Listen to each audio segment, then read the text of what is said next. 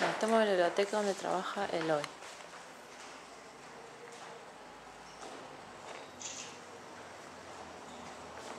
¿De qué año era este edificio?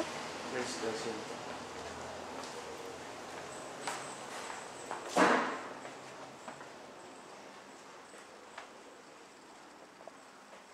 Toda la biblioteca. Gigante.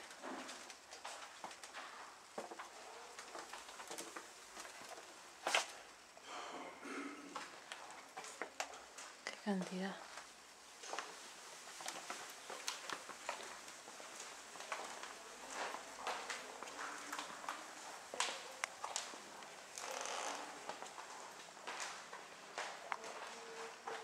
Bueno, os explico. Esto en principio era biblioteca del seminario, lo que era. Ahora es biblioteca diocesana. ¿Entiendes? Sí.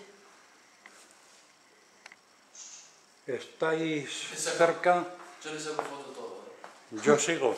Sí, sí, sí, Os sí. voy- Vos escuchás, ¿no? Os voy a votar. No, no, no, no, nos interesa. Cerca de esa pared. Gracias. Esa pared más pequeña, como veis, enorme, me encanta hasta el sentido de construcción. Enormemente larga, Sí. estrechita, 7 ventanas. Está más bajo esto que la calle, lo que quiere decir que es un salón frío. En verano es una maravilla estar aquí.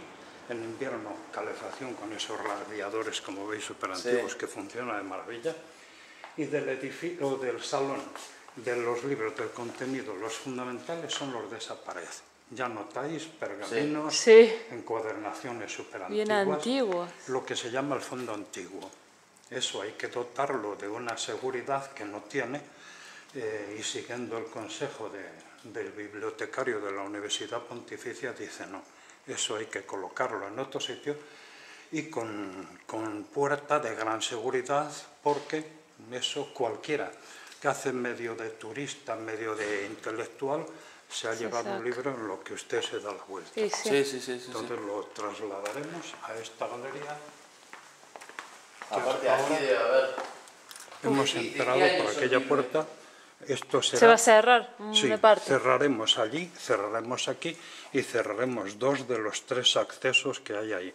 Una sola entrada y todo esto serán los libros del fondo antiguo. Ahora hay de todo. Claro. ¿Y de qué año es? Sí, te digo.